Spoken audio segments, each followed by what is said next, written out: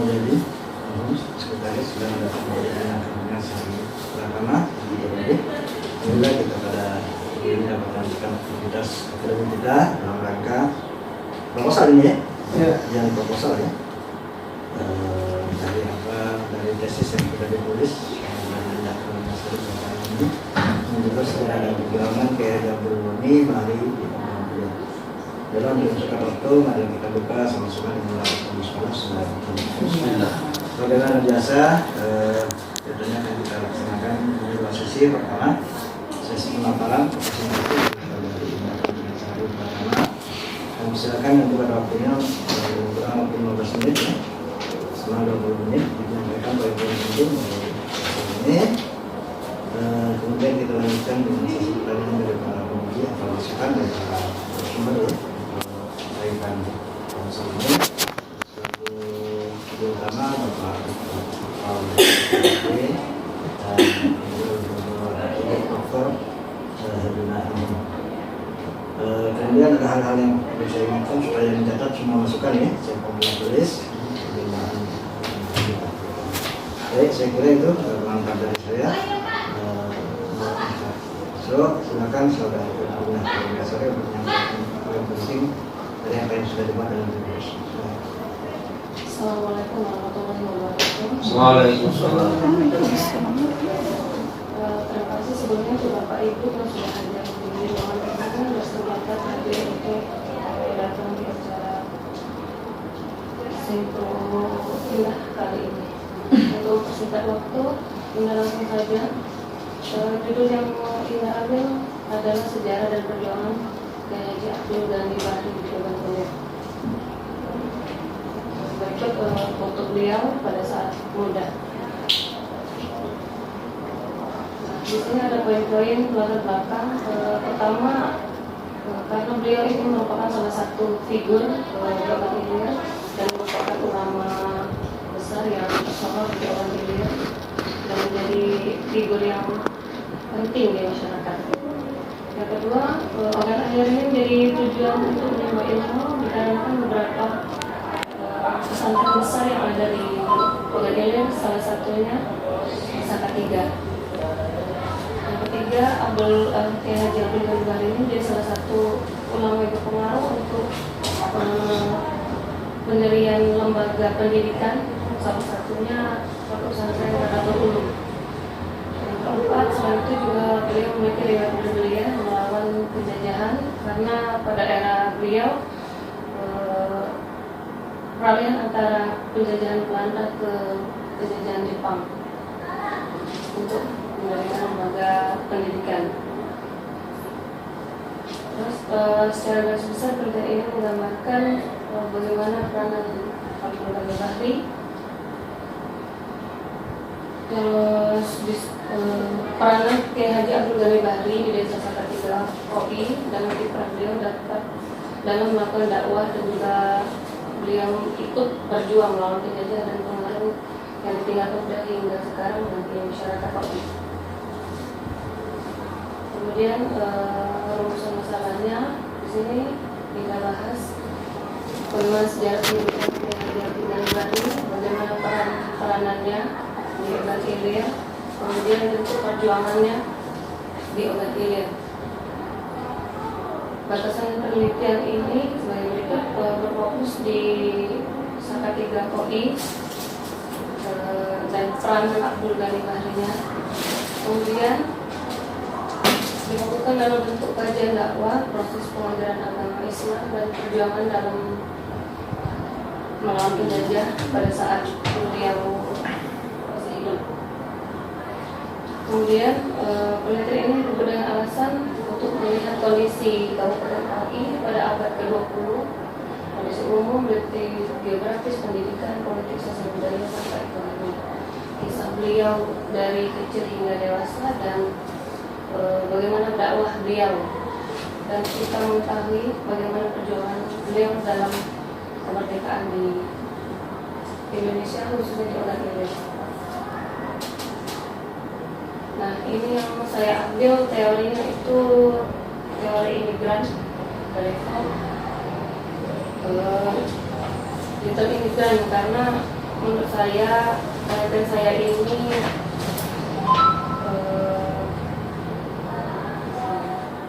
berkaitan bahwa rata-rata orang Tiongkok ini belajar ke Mekah dan banyak menyerap kebudayaan di sana dan kembali lagi ke tanah air untuk menyebarkannya. Metode ini metode penelitiannya kualitatif, berbasis metode penelitian sejarah. Penelitian ini membahas tentang tata cara, manfaat dan penanaman Islam yang dilakukan oleh Kiai Haji Abdul Ghani Bahri dalam perjuangan kemerdekaan Indonesia. Nah, ini ada tahapan penelitiannya, ada heuristik, kritik sumber, interpretasi data, dan historiografi. Yang berikut yang bisa saya sampaikan lebih kurang terkait sesuai dari mereka yang baik pertama. Selanjutnya kita ikuti masukan masukan koreksi dari semua tadi. Silakan. Salah. Aku dulu. Jalan dulu yang kita. Baik. Ini judul dulu. Ini judulnya ngomong kapo. Kapo yang istimewa dari Abdul Ghani. Mengambil judul ini lebih ke perjuangannya Pak, biografinya. Enggak. Ini perjuangan untuk apa? Masyarakat Abdul Ghani ini. Apa yang diperjuangkan pada tahun 30-an sampai 60 ya? 60 berapa dia? Pada saat itu kan penjajahan Jepang Pak, jadi sistem pendidikan berbasis agama itu ditolak oleh Jepang, jadi tidak boleh didirikan dalam bentuk apapun. Hah? Dalam bidang pendidikan Islam? Ya, dia kan buat langgar-langgar pengajian, cabisan, dan itu dilarang oleh Jepang. Pendidikan Islam? Ini termasuk apa? Iya, tapi tidak ada disinggung.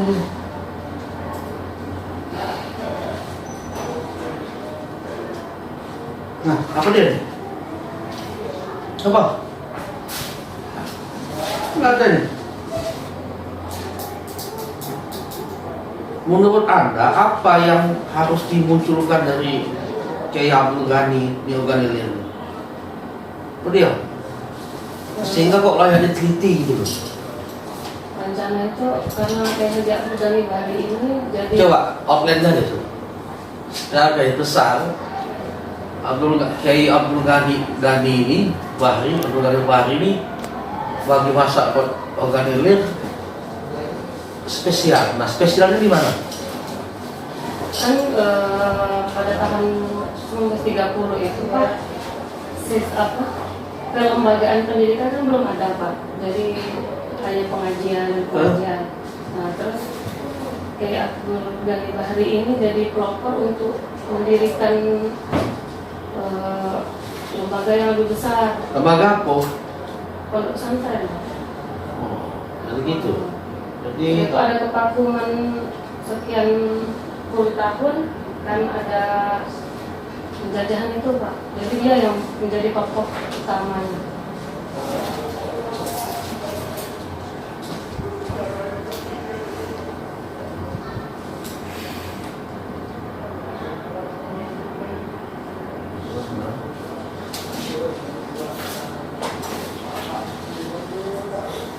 apa ya tadi? Pendidikan Islam. Mana itu, Be? Pendidikan Islam apa madrasah? Dia madrasah. Nih, bola lagi. Mana ceritanya? Madrasah awalnya. Baru lebih ke nanti ke lembaga yang lebih besar. Coba fokus lagi coba. Apalah yang menjadi fokus penelitian saudara ini? Dari latar belakang langsung masuk abad 20, nggak tahu ceritanya seperti apa. Oke, Timur Tengah globalisasi, oke lah, nggak nyambung. Melayu Islam, ini tempel-tempel semua nih. Kalau ngomong ke jaringan ulama yang pernah belajar di Mekah, hubungannya dengan Kiai Bahri. gitu ya. Para ulama dengan berbagai macam kelebihan. Nah, ngapa pula dengan Kiai Bahri ini? Apa hubungan ulama dengan Kiai Bahri? Apakah dia masuk dalam sentrum ulama-ulama yang memiliki relasi kepada Jawa atau tidak? Nggak ada fakta yang dijelaskan di sini. Lalu Anda masuk orang ulama Sumatera Selatan pada halaman berapa itu? Nggak tahu. Dihormati segala macam. Anda bicara tentang karakteristik ulama Sumatera Selatan, lalu di Asia Tenggara, ini gimana masuk ini? Lompatnya jauh banget. Organilir mau salah satu masuk organilir, tiba-tiba masuk di organilir. Gitu. Jadi kalau dalam nulis tesis itu kan dari yang besar dulu. Iya, deduktif ke induktif. Nah, dari fakta-fakta besar yang terkait dengan pokok pemikiran yang akan dibuktikan dalam penelitian saudara. Nah, aku tanya sekarang, pokok pemikiran yang Anda akan buktikan dalam penelitian ini apa? Apa ya? Coba, apa nak dibuktikan? Anda mengatakan bahwa Kiai Abdul Ghani ini memiliki keturunan apa ini? Ulama Timur Tengah itu? Bukan, pernah belajar di Timur Tengah. Iya. Jadi Anda harus bicara tentang satu, ya, relasi, ya, tuh, hubungan, relasi, kemudian apa lagi?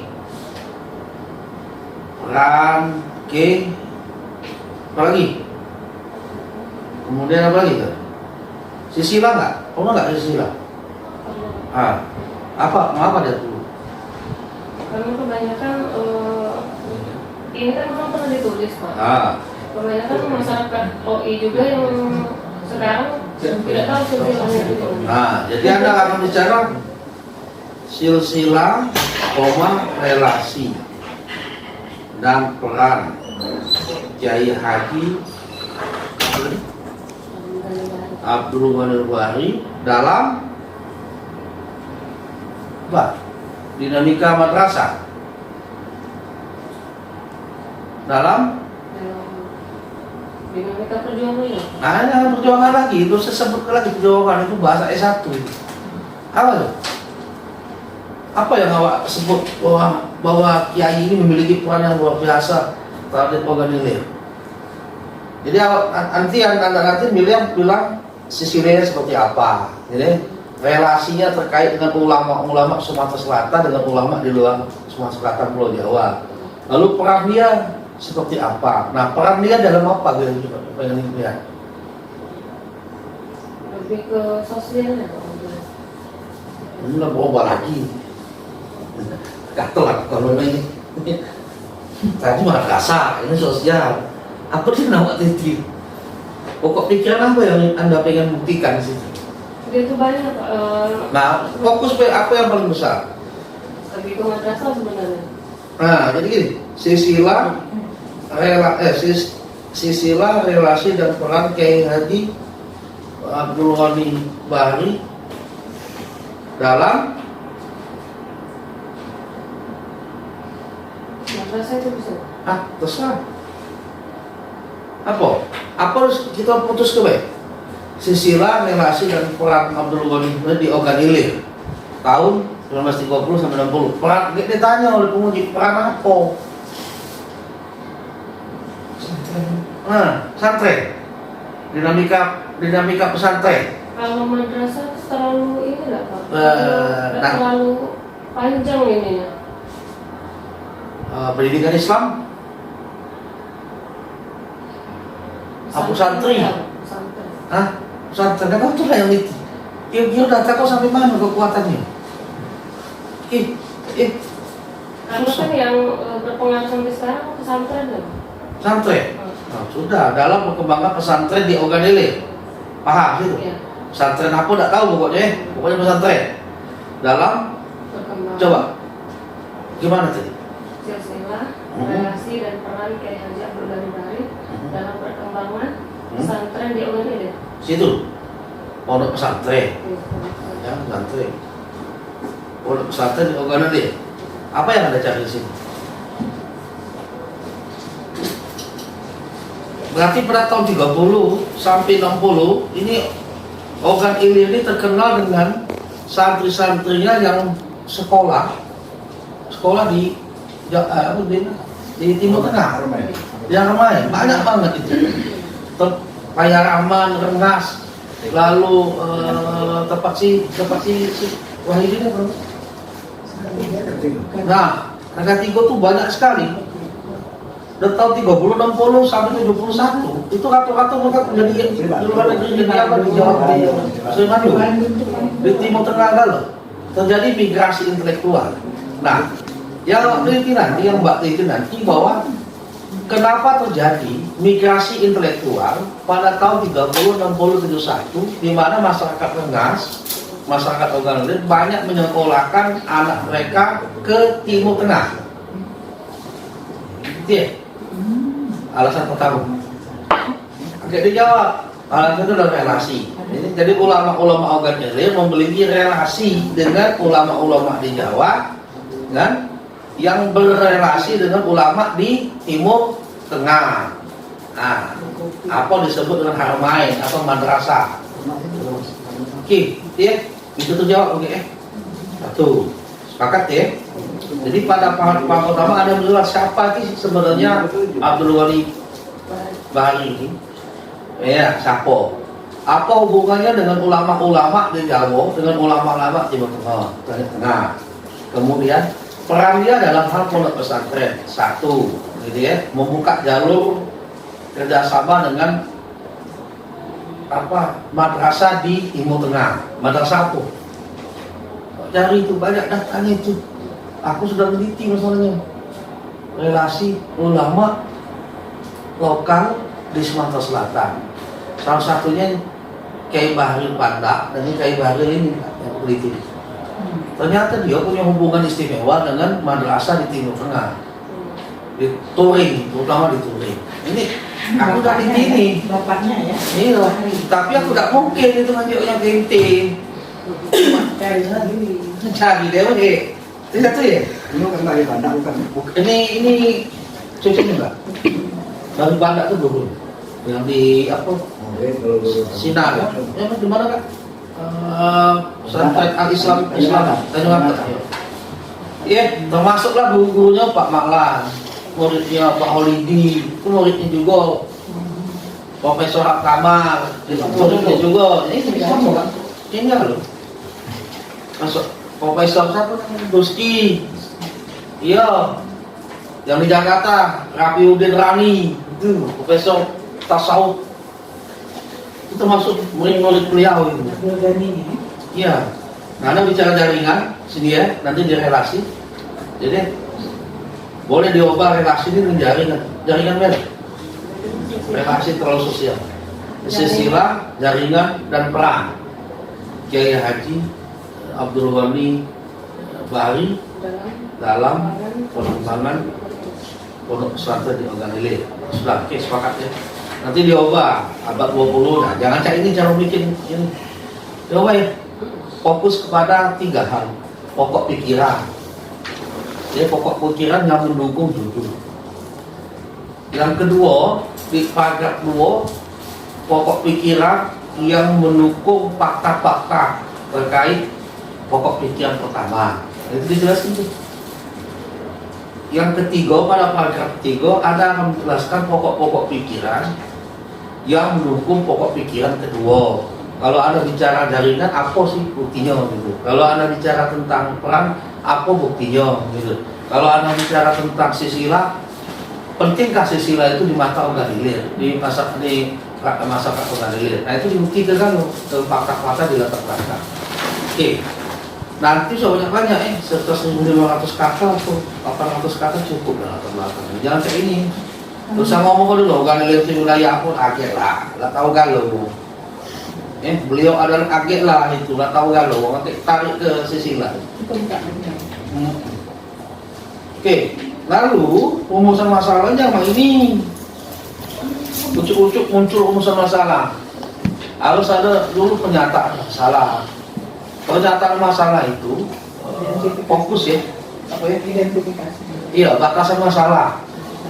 Kalau S2 batasan itu. batasan masalah itu muncul dari pokok-pokok pikiran masalah yang sinkron. Ya. Jadi kalau inti bicara pertama itu bicara tentang silsilah, nah Anda bicara harus bicara bahasa masalah. Penelitian ini akan melihat silsilah, silsilahnya seperti apa pada masa organ listrik, lalu dikaitkan dengan jaringan silsilah itu dengan yang bersangkutan, lalu perannya dalam masyarakat organ listrik. Itu batas masalah Anda. Rumusannya harus sinkron dengan batasan masalah. Tidak boleh cak ini. Sejarah hidup alat lemaknya. Coba. Oke, harus empiris. Oke, coba dulu cari dewek, jangan aku nyuruh aku. Jawab, rumusannya harus empiris, jangan destruktif kayak gini. Bisa diuji. Jadi empiris itu bisa diuji, bisa ada persoalan dalam rumus masalah itu. Ada kalau kayak gini ada coba kalau Anda baca rumus masalahnya. Ada persoalan ada di situ. Baca rumus masalah. Akan keluar. Easy soalnya. Bagaimana soalnya? Coba sesak bacanya, jangan tahu.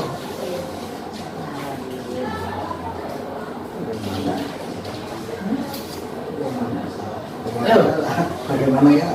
Dari latar belakang di atas, beberapa rumus masalah Baca. adalah sebagai berikut. Bagaimana sejarahnya? Ada masalah nggak di situ? Tidak. KT itu kan deskriptif banget. Kalau itu tidak cocok kalau untuk S2. S2 itu kan bicara bukan deskriptif lagi, analitik udah. Kalau analitik maka pertanyaannya harus empiris. Kalau empiris lihat dari pokok pikirannya, oh dia tidak terbukti. Masa bagaimana? Ya, bagaimana sejarah singkat? Anak lemaknya gampang. Nggak dicari pokok empirisnya seperti apa. Tujuan nanti memperbaiki. Nah, sama metodologi coba. Apa dia metodologi? Ini teori saya belum singgung teori, karena saya pengen lihat dulu ada. Ya, teknik kualitatif ini tetap kualitatif dengan metode sejarah ABCD. Nah sekarang dengan pendekatan ilmunya apa? Oh nggak mungkin ini sejarah. Ini pendekatan ilmunya antara sosiologi dan sejarah, ya, sejarah tokoh atau sejarah sosial. Cari teori yang bicara tentang peran silsilah jaringan. Ya, ini teorinya udah jelas nih. Teori jaringan, teori peran, dan teori biografi. Autobiografi, 3 teori sekaligus. Nah, kita cari tuh teori peran, teori jaringan dari siapa coba? Bukan dari semester. Sampai itu lupa aku. Nah, lupa dari teori jaringan. Banyak teori jaringan ada 15. Gunoke untuk yang melihat perubahan sosial. Oke, jadilah. Nah, biografi ini, autobiografi penting nih. Ya, kajian pustaka itu harus ada artikel ya, jangan yang skripsi. Kajian pustaka harus artikel 23 ikok. Wajib itu 23 ikok. Artikel yang terkait dengan tema penelitian. 23 ikok artikel. Wajib mas. Sekarang ini bukan 15 lagi kak. 23. Minimal 23. Untuk tinjauan pustaka ya harus jadi pokok. Untuk kalau dia jadi jurnal gampang. Udah, jadilah. Terima kasih Pak Ibu. Lagu-lagu ini batas. Ini apa lagi?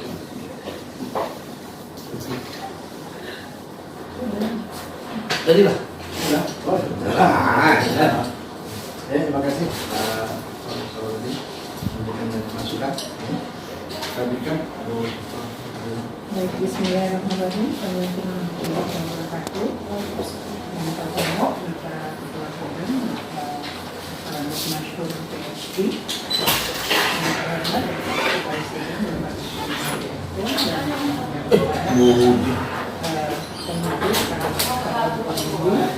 Oh, ini satu musuh. Baik, saudara Indah Kurnia Pratama, anak pertama ya. Baik, tadi sudah panjang lebar diberi masukan dan dikritik oleh Bapak Pak Sawal. Jadi saya sependapat dengan Pak Sawal, artinya dari judul aja ini tidak pas untuk biarpun di sini ada kata sejarah, tapi secara tersirat gitu ya, tersurat gitu ya, ini tidak ada penjelasan ya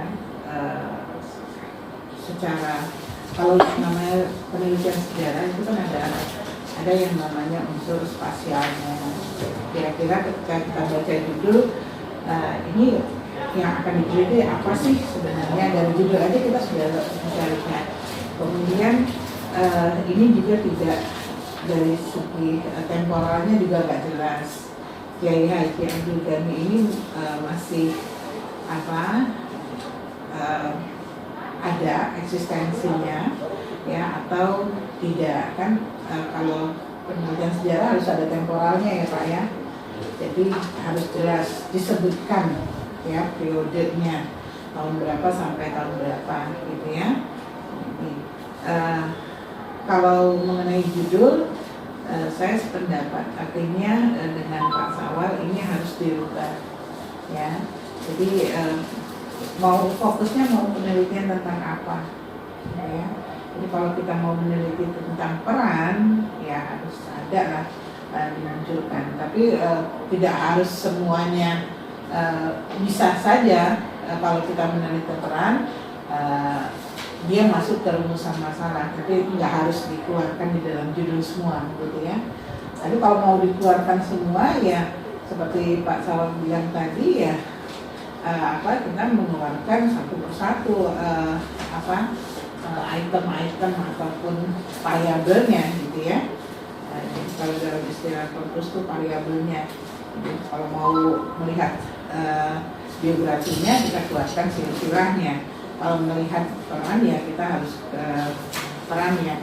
Kalau di sini tadi Anda menyinggung soal jaringan, artinya Kiai Haji ini pernah pada hari ini, hari Rabu, tanggal 22 tahun 2022, bertempat di ruang Munakasah Fakultas Adab dan Hukum Negara UIN Fatah Palembang, telah dilaksanakan sidang proposal tesis kepada Indah Karuniasari Pratama dengan NIM 19104022007, program studi Magister Sejarah Peradaban Islam, judul tesis peranan Kiai Haji Abdul Ghani Bahri dalam perkembangan agama Islam di Ogan Ilir, dengan berubah menjadi silsilah dan jaringan Kiai Haji Abdul Ghani Bahri dalam perjuangan pondok pesantren di Ogan Ilir, atau nanti bisa dikomunikasi lagi dengan pembimbing, dengan penguji, dengan hasil nilai ujian 67,5 atau C.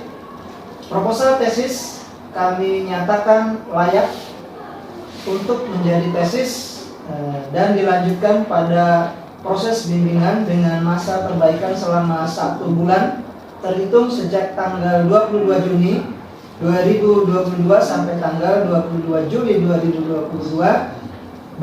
Berita acara ini dibuat dan ditandatangani di Palembang pada tanggal 22 Juni tahun 2022. Ketua Dr. Andes Masur MHD PSD, Sekretaris Dr. Mulyadi Enhum. Terima kasih. Kembali ke Ketua Sidang. Baik, terima kasih Pak. Dengan demikian kita